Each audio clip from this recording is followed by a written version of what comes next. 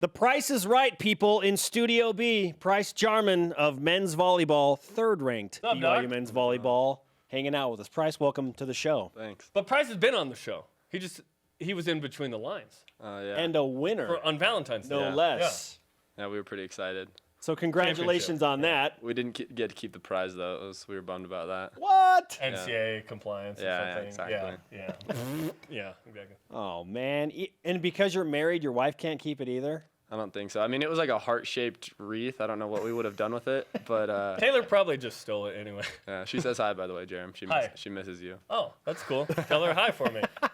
This isn't weird at all. You Hey, know, what's on TV. better, Price? St. Patrick's Day or a one-day spring break at BYU? I didn't even know it was St. Patrick's Day You and Steve Cleveland. until I got here. But I don't have class today anyways, so every Friday is a little mini spring break Yeah. for me. Oh. Well played on your part. And you're in establishing that California schedule. half the time. Yeah, that's the other nice thing. In the MPSF. Okay, huge matches with Hawaii. What's the preparation been like, knowing, okay, we're going to come home, and now, seeding implications, NCAA tournament implications. These are big-time matches. Yeah, I mean, we don't talk a ton about like the long-term effects of the matches. Every week it's just goal is just to go get a couple of wins. But yeah, I mean, we know that they're big matches, and Hawaii's a great team. They're having a really good year this year, so we're just excited to play against them. Both you and Hawaii on some impressive win streaks. We've talked about it. Hawaii 15 matches in a row. BYU has won 11 matches in a row. So what do you expect when the two teams meet up in the Smith Fieldhouse, where Hawaii's been traditionally not great? I think it's going to be fun. I mean, I know that they're 2 years ago when we played Hawaii here, they were number one at the time. They'd won 16 in a row at the time, too. Oh, really? Yeah. And those were a couple of the funnest matches I've been a part of at BYU. The fans really go wild for when we play UH, and I'm assuming both nights will be a sellout, so it'll be fun no matter what. The matchup with them is interesting, too, because they're really good, and the last couple of years they've been excellent. But they stink in Provo, man. They haven't won here since 2003. What is it about BYU versus Hawaii that's lended itself to success, specifically against them?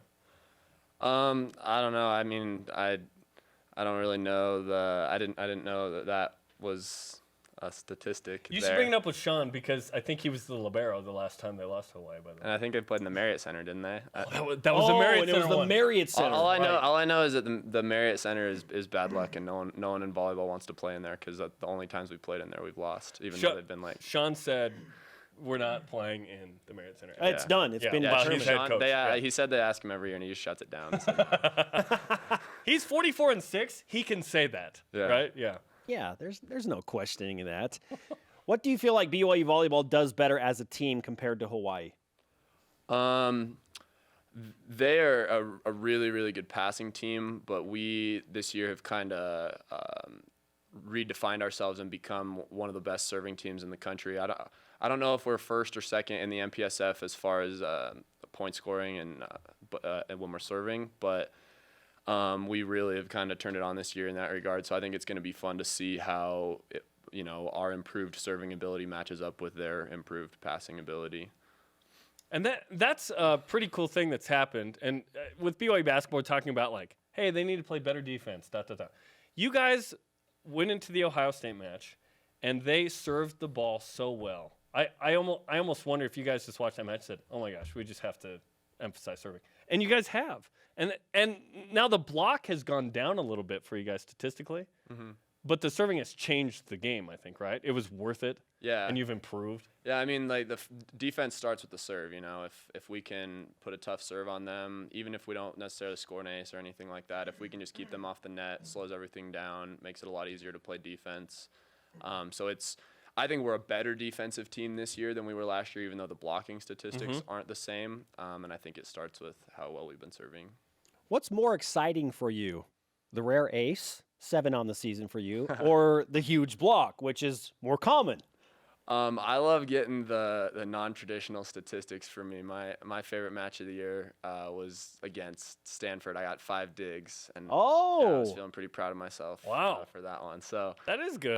Yeah, I mean, getting blocks, getting kills is always a good time, but it's fun to score points in a way that you don't normally. Because when I say that the team has gotten a lot better at serving, I mean the team, not necessarily me individually. I'm just there to kind of make sure I don't miss.